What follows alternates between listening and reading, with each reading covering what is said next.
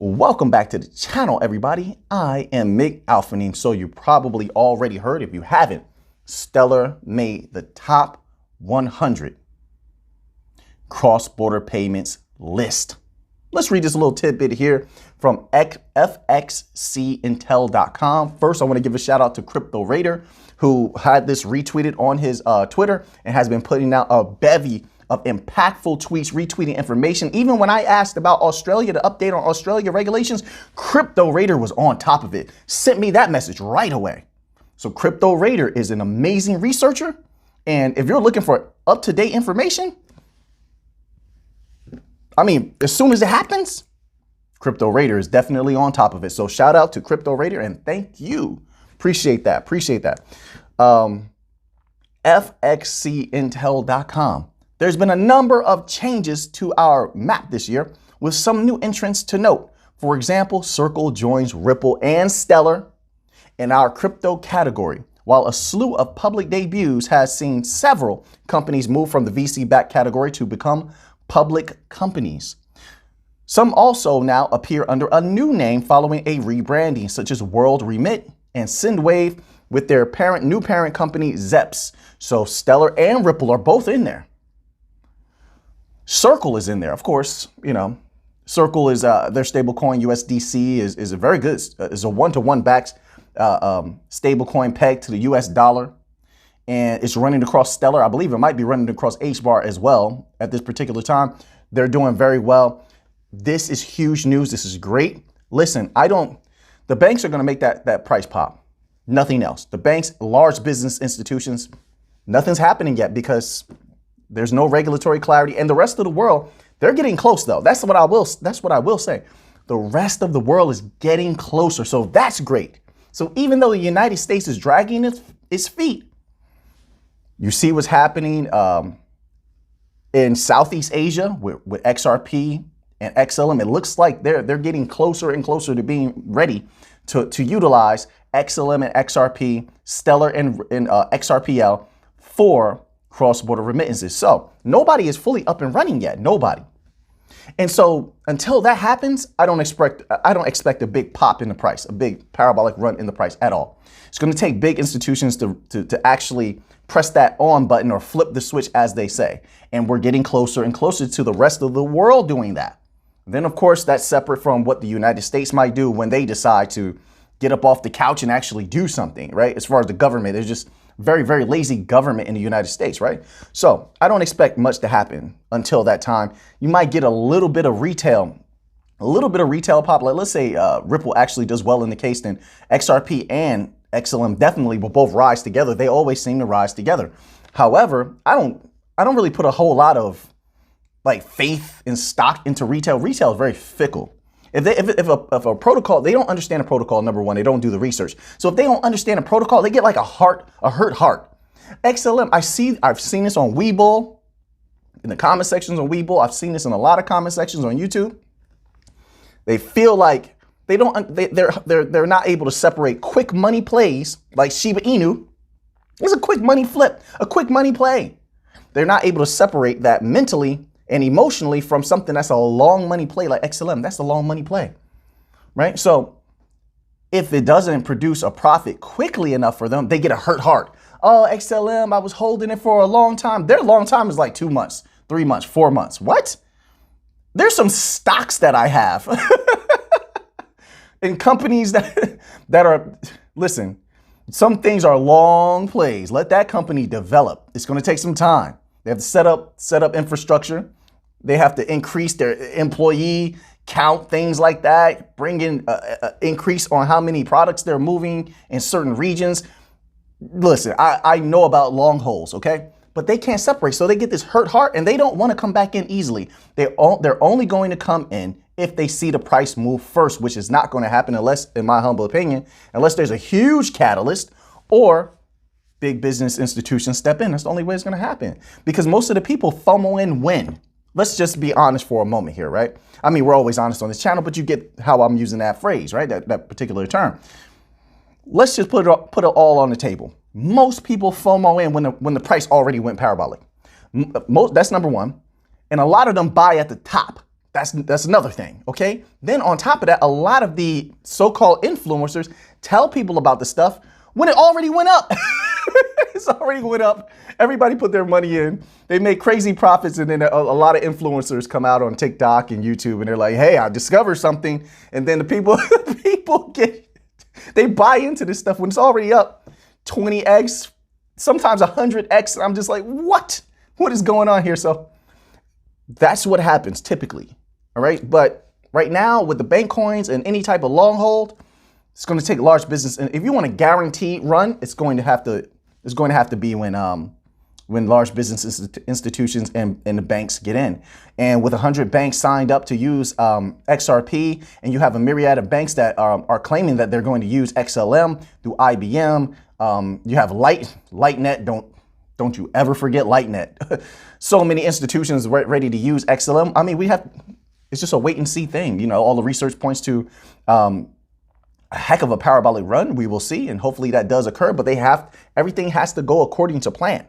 All right, so anyway, so let's continue on here. We have an article here from Stellar, and it's titled, Building Stellar Infrastructure in Africa. Let's just give this a little bit of read. Like I told you, Africa is going to explode. First of all, they're building a lot of great companies in Africa that will be able to utilize the Stellar blockchain. That's number one.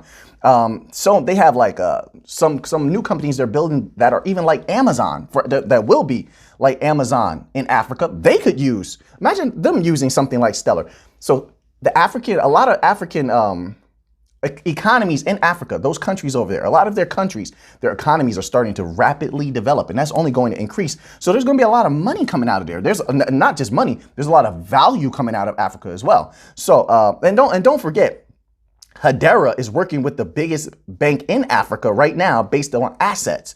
Don't forget that. So we have to wait to see how that plays out. You can look that up. We have to wait to see how that plays out. Okay, but let's read this little article here. It says, in the lead up to the Stellar Blockchain Bootcamp by DFS Lab, we're featuring companies operating in Africa that build key infrastructure on Stellar to further access to financial services for users across the continent. You know what's funny about that? Let me just pause there. If they're using something like Stellar, they're going to actually grow faster than they would have without Stellar. As I said in plenty of other videos, you have more money to play with because you're saving a ton of money. You don't have these huge fees. And let me tell you something. The fees in Africa are insane. What? Why is it like that? So let me tell you, they would definitely jump on top of something, utilizing something like Stellar. That's great because that means all of that capital, not all of it, but a great deal of capital could be flowing out of Africa, out of all of these different countries over the Stellar blockchain. And what does it do to that price of XLM, right? Now, what I need to actually look up, and I need to look at their white paper again, is, and maybe somebody out there might do it, but I'm definitely going to do it for myself. I need to have that knowledge that I observed myself and really absorb it. But how much does it take for Stellar blockchain to be considered experiencing high volume? Volume is sort of backed up or clogged up to where surge pricing is triggered. That's what I want to know. And I'm not so eloquent with how I put that, but you get what I'm saying? What does it take? How much volume does it take to trigger surge pricing? That's what I want to know. That's a very good thing to know. Actually, that surge pricing, if it's not such a high level of volume that triggers surge pricing, think about all the institutions that stand to use Stellar. That alone can make that price go up. XLM price will go up. And then it incentivizes the institutions to use a higher value so that they're prioritized by the surge pricing. Now, I'm not sure about XRP if they have something like that built in. I don't know. I would definitely have to take a look. But let's continue on here. So it says, according to the World Bank, Sub-Saharan Africa remains the most expensive region to send money to than any other region in the world. I told you, their fees are ridiculous. They're ready for something like XRP, Stellar, Hedera, Algorand. This is why they're getting in. The bank coins are getting in deep in places like Africa, Latin America. where they are going to be exploding when it comes to how much capital is coming out of them. Their economies are developing rapidly. Also, I'd like to add on top of what I was saying in another video about a lot of the people that are moving to these new places, like, let's say, Mexico, Panama, Costa Rica, Ecuador, a lot of places in Africa, like Nairobi. These are big money people because those countries require that you have to make a certain substantial investment, or you have to make a certain amount of money per month in order to live there. And it's exponentially higher than what the people that actually live there make, which means that they only really want to take in the wealthier people of the world to allow them to live in these countries. So once again, they're only taking in the best. So what does that do to the economy if the people that want to live in these places like, oh man, some of these beaches are amazing in Mexico, and the properties are not, they're not unfairly priced. They're very reasonable. Africa, Diani Beach. Oh my goodness, that white sand in Diani. People that are moving there are big money. So now you have these big money people moving around the world, right? And they're starting companies. Do you think they're going to lose? Do you think they're playing to lose? They want those companies to win. Not only win, but thrive. Not only survive, but thrive. They want to thrive. And they're going to take advantage of certain tax situations, which means more money flowing through those corridors. More money will be flowing through those regions. And if those regions are dominated by XRP, XLM, H-bar, Algorand, what does it do to that price? And don't forget, a lot of us crypto community, we're doing very well for ourselves.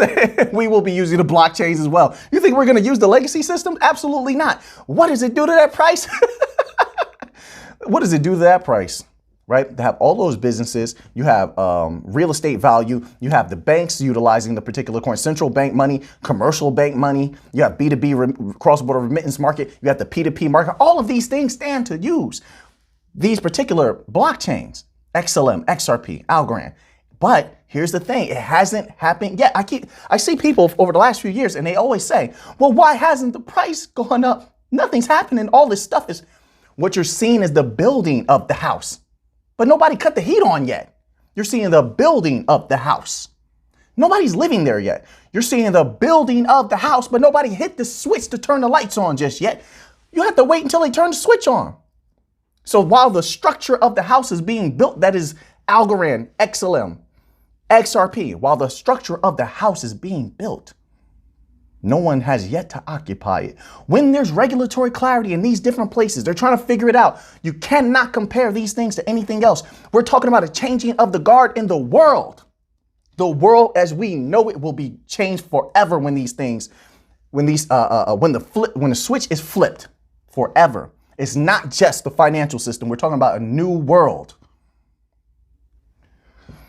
The way people exchange money will be different. What's happening on the blockchains in the metaverse. So people are working on the blockchains. I mean, like literally their jobs are in the blockchain, inside a metaverse, inside a virtual reality sphere, or their job has some type of what's that thing where people talk over video chat? What was that popular? Whatever that popular thing is. They're doing that over the block. Everything will take place on the blockchain. They're buying their houses over Proppy. Proppy is blockchain. They're buying their houses and their real estate and things like that over the blockchain. This is a new world coming. You can't compare the bank coins to anything else. This never happened before. The things that are taking place, where they're building a new world around the bank coins, around all of crypto. As a matter of fact, minus the meme coins and the rug pulls that are going to get regulated out of existence, minus them. I'm not including them. So as you're setting up a new world, it's not going to happen quickly. It took a long time to set up that internet when they had that internet boom. And that's just the internet. We're talking about an entire base of a new world being set up. It's going to take a little bit of time. That's why nothing has happened massively with those prices. Now, don't get me wrong. Without this SEC case happening, things, all of this, I was about to say something I shouldn't probably say. But without what the SEC was doing, this regulation by enforcement, we'll just say it like that. Regulation by enforcement. Without that, sure, you would have saw a little bit of a run. Nothing major. Because it wouldn't have changed the fact that that they still will have to build infrastructure. IBM just completed their infrastructure, built around Stellar, their CBDC infrastructure, and I think they're using a couple other things. They sort of congeal a lot of stuff together, and I believe they also congeal artificial intelligence, sort of like what Ripple talked about in that article, how XRP, they want to combine artificial intelligence, or will be doing that on the XRPL, which is very wise and smart, by the way. But they just completed that, last November, December? Everything is just, it's starting to be completed. It's just a matter of whether the people out there have patience or not. I'm here till the end, so I want to see what all of this is going to, what the culmination of it is going to be. I'm here. No one's budging me. No one's fudding me out. That's not going to happen. Okay? Even I won't FUD myself. Let me say that. A lot of people FUD themselves. They think about it too much. They think about it too much. It's not my first merry-go-round. It's not. And that stock market is brutal, ruthless in that stock market, especially long holds. Sometimes, this is my humble opinion, is how I do things. If I get something I know is gold, I know that this investment is gold, I get that investment, put it away. I don't look at it. I don't look at it anymore. I have my timeline. I'll check on it in a little while or a long while, but I'm not going to have that on my mind all the time. Is it going up? Is it going up? I know the catalysts. I know when the catalysts are going to come through. And if I see the catalysts come through, maybe I'll check. But most people don't have that experience. A lot of people in crypto, this is the only investment. These are the only investments that they have, right? And so it plays on your mind sometimes, right? You know, what if it doesn't happen? You have to believe in yourself, believe in your eyes, believe in what you see, believe in, and you have to be willing to walk alone. That's another thing, is everybody else might sell it. They might sell everything, but then it doesn't matter if they sell everything. This wasn't made for them anyway. It was never made for their hands to hold. It was made for businesses. It was made for banks, commercial, central. This was never made for them. You can tell by how it's set up. You can tell by the circulating supply. That's why it's so high. That's why I don't understand why other crypto have such high circulating supplies. They're not bank coins. That always blows my mind. Who is supposed to be using all of these coins? Right? They're not bridge currencies, so to speak, right? They're not liquidity tokens, right? And they're not settlement tokens either. Anyway, let's continue on here, all right? So it says, why did you choose blockchain and specifically Stellar to power your business? This is Jimmy from Flutterwave. Says Flutterwave's core mission statement is to simplify payments for endless possibilities. Blockchain represents a new technological innovation that allows us to keep pushing the limits of what is possible. Let me stop right there. Let me tell you something. They see what's going on in Africa just like I do. All of these companies that are being built, some of the brilliant minds that are coming out of Africa, scientifically, technologically speaking, are unbelievable. You can tell it's going to explode. You know it. You know it's coming. You know it's coming. Domination is coming. The companies that they're building, some of the merchandise they're able to move, they have numbers too. They have numbers also. So they're able to pack those warehouses. They're able to pack those cubicles, you know, in office buildings. Their businesses are going to take off. In my humble opinion, I could be completely wrong, but it seems like they have been building themselves towards a massive wave of success. Why would I not want a piece of that money? Let me tell you something, Flutterwave. I know you're gonna say all of these great things about you want to help out and rescue. You want a piece of that money. Everyone wants a piece of. We want a piece of America's money. We want a piece of Latin America's money. Let me say what you can say. We want a piece of Africa's money, and we want a piece of Europe's money. We want a piece of China's money. I want all the money. I want all of that money. This is a money game. I was sniffing the money through the camera. So we have an article here on Ripple.com, and it's titled How Businesses Can Meet Rising Consumer Demand for Crypto. And it goes as such. The financial industry continues its march towards crypto, with WorldPay's recent announcement that it will expand merchant adoption of cryptocurrency with pay by crypto options. Binance also just revealed plans for a new payments processor, enabling users to make retail purchases using digital assets, as are Lunu, who enable customers to accept crypto payments. Even Warren Buffett is getting in on the action, purchasing $1 billion in shares of Nubank, a Brazilian digital bank focused on crypto. The fast-growing appearance of crypto in the consumer mainstream is equally remarkable. I told you, the future of crypto is very, very bullish. We haven't seen mass adoption of crypto as a whole. Just imagine when that happens, and then when the people find out about the bank coins.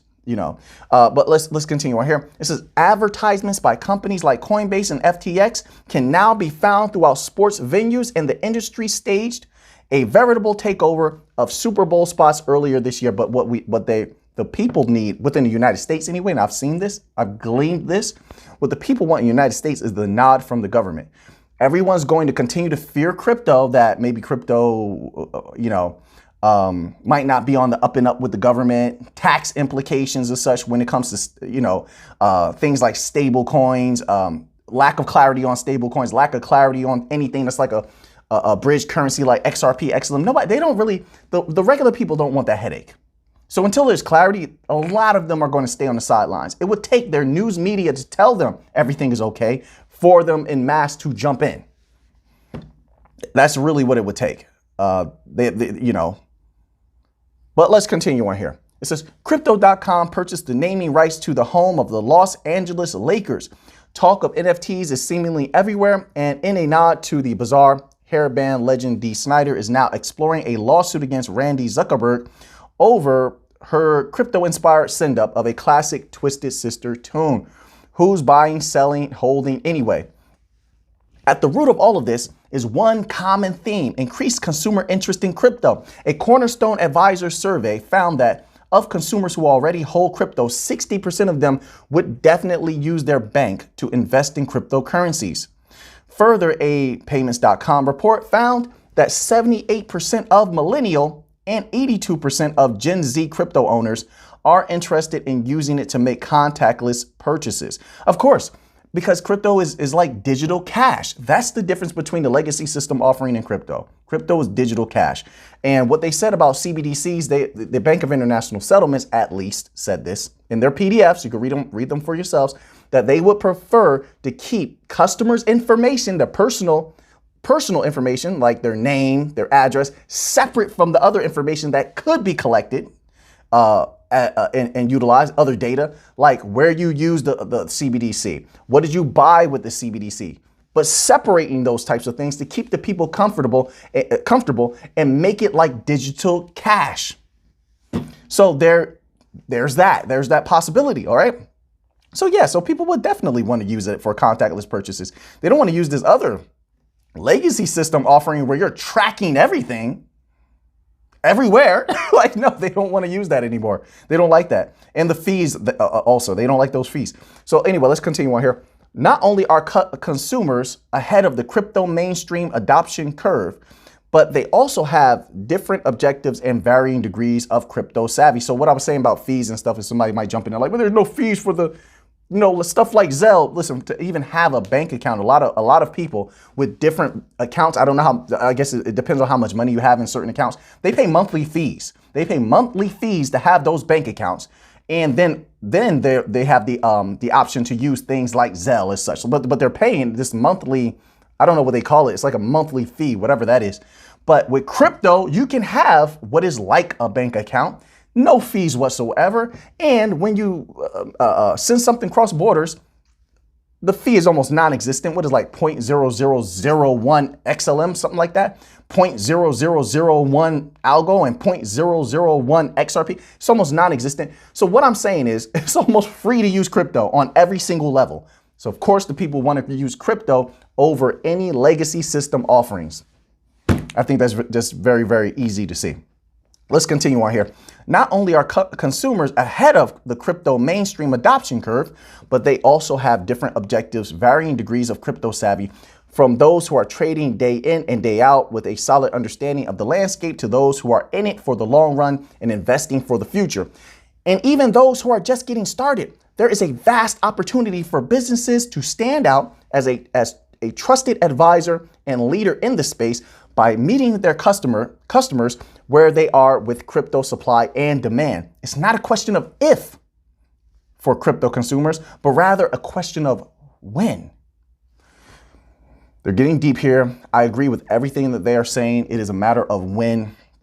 But let's continue on. I was going to say something, but let's continue on here. Let me just see if they're going to go in the direction that my thinking was going in. Consumer expectations place demands on business. The volume and range of consumers engaging in crypto is skyrocketing. I told you this was going to be happening. And their goals and intentions are equally diverse.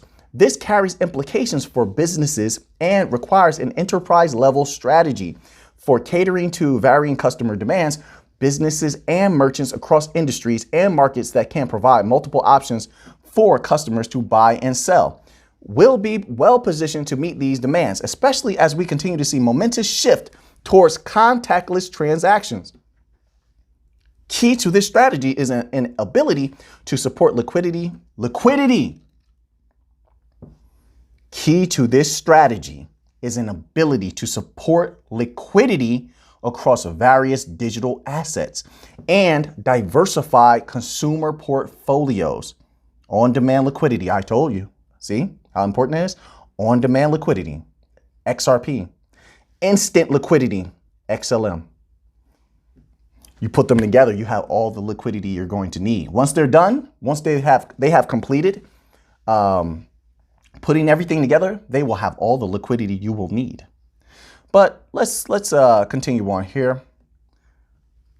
Key to this strategy is an ability to support liquidity across various digital assets and diversify consumer portfolios.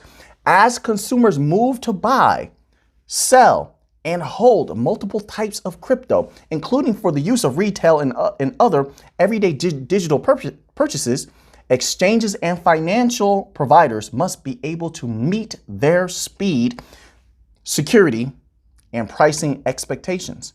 Designed and built leveraging the success of Ripple's on-demand liquidity solution, Liquidity Hub will check the boxes for businesses seeking to better serve customers and break into the crypto space. Through a single API integration, Liquidity Hub will tap multiple liquidity pools, ensure optimized pricing across a range of digital assets, and increase working capital. Plug and play platform for sourcing of digital assets.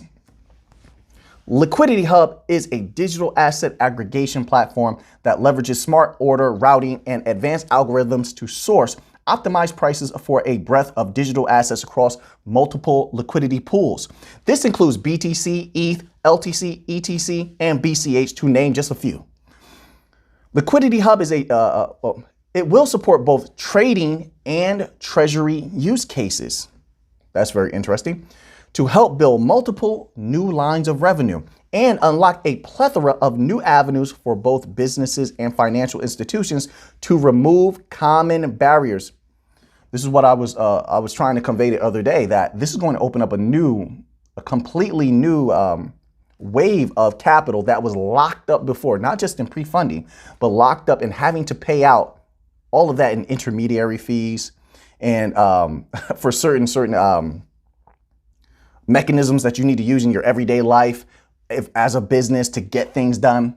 A lot of that will be, will be moved forward and made more easily done by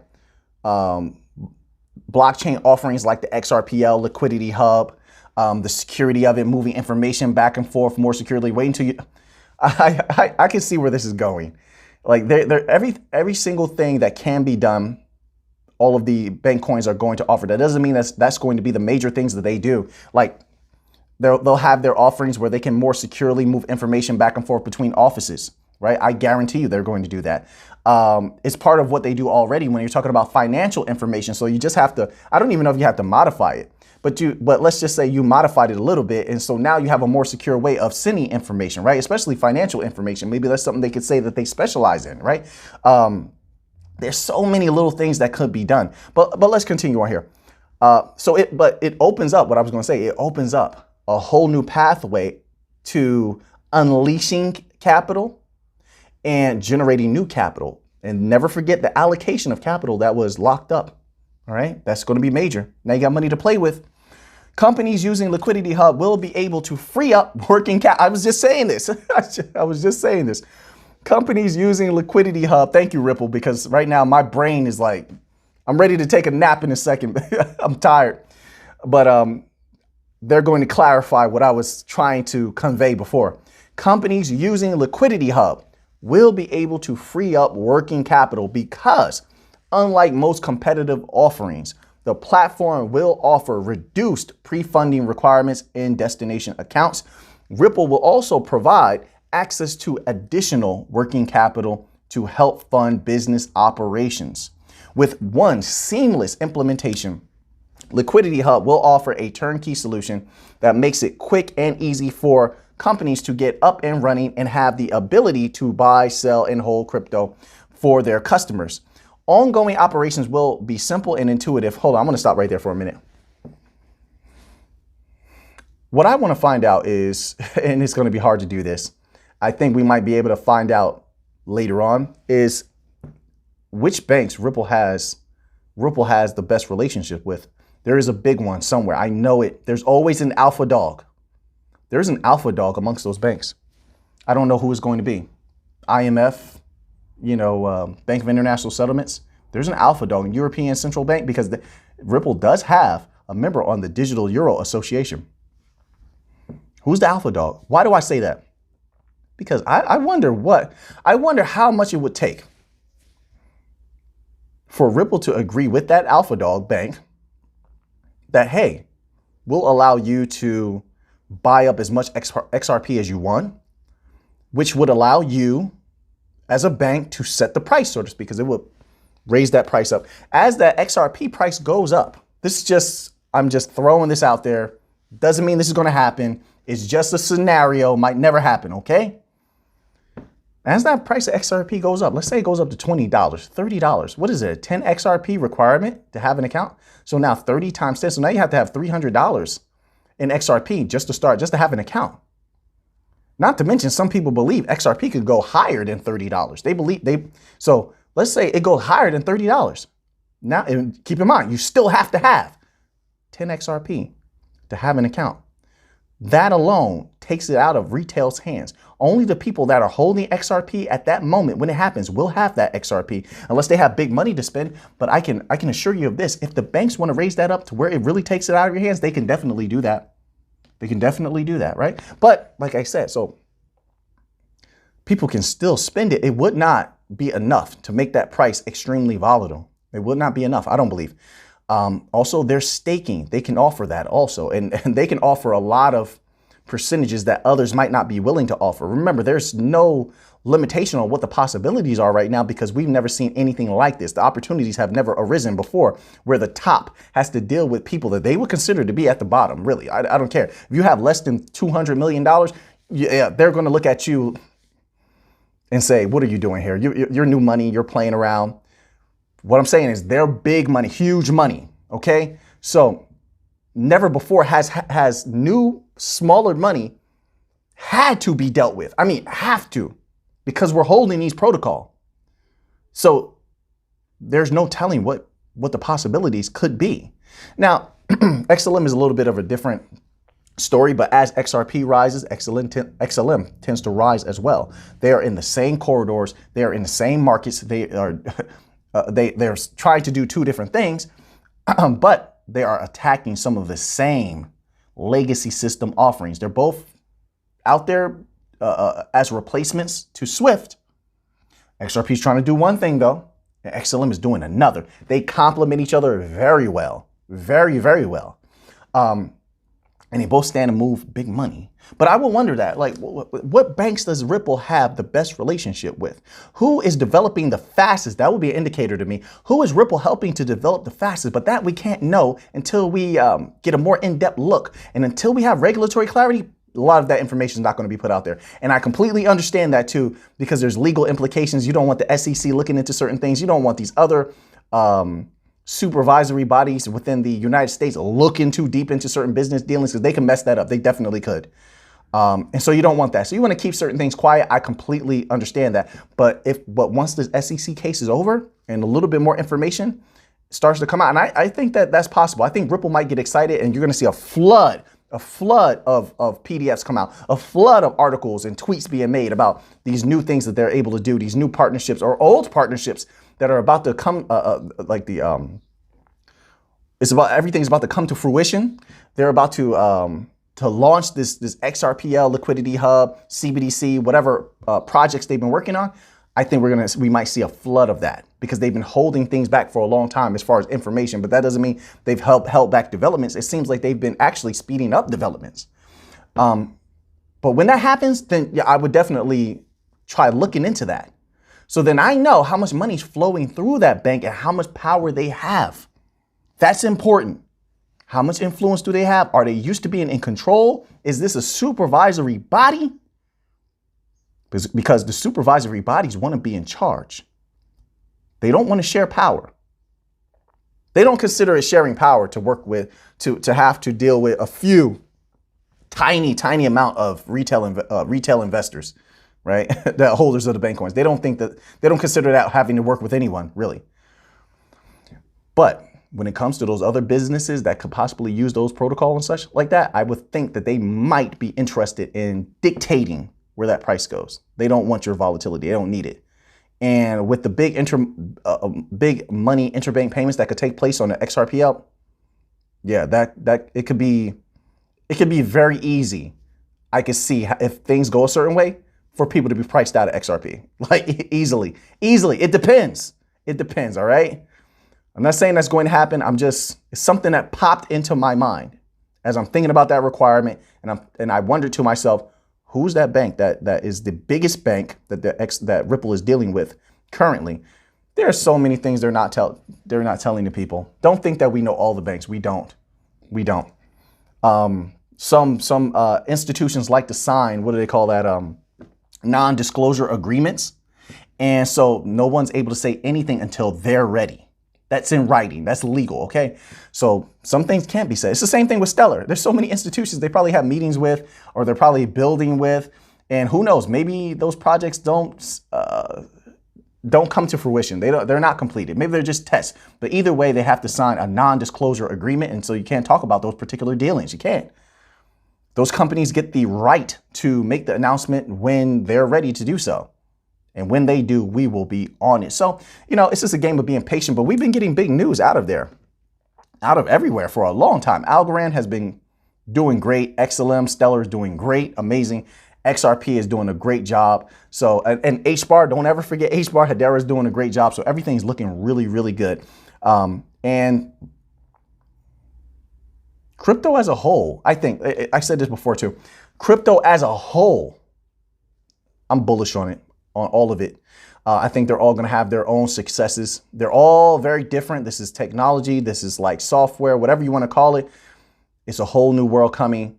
I think Bitcoin has a few more parabolic runs. It's going to explode. It's going to explode, in my humble opinion. You may have some dips and corrections here and there, but overall, I see it exploding. There's people that want to use it. There are countries that want to use it, states that want to use it, and they see what I see. There's a huge opportunity for them to make big money and to escape certain limitations, right? It's the beginning for them. It's not where they're going to end. It's the beginning for them. They see Bitcoin in that way, and they're comfortable with it. Ethereum, I think it has a few parabolic runs left in it. I do.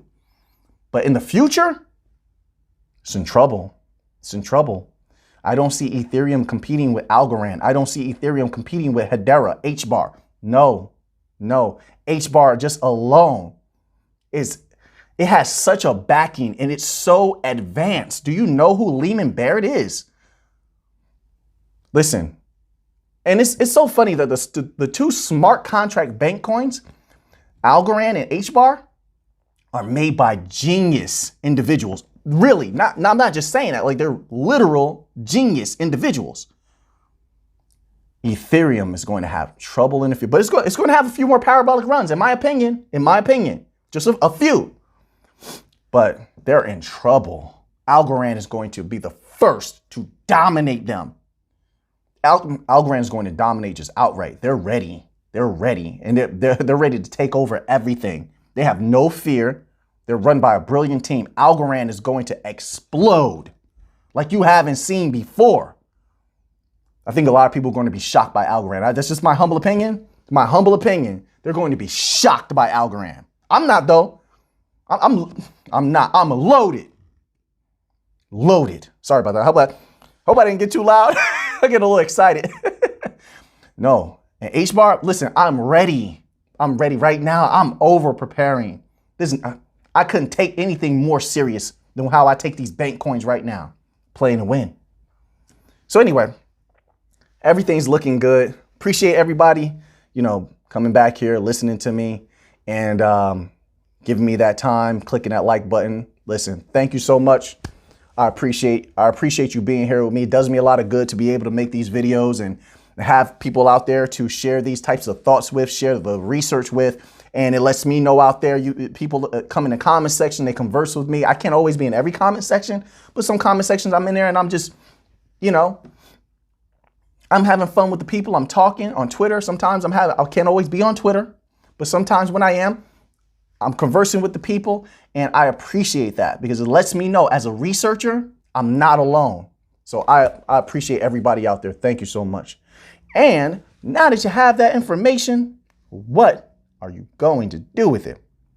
I know what I'm going to do with it. So until next time, let's get to the money.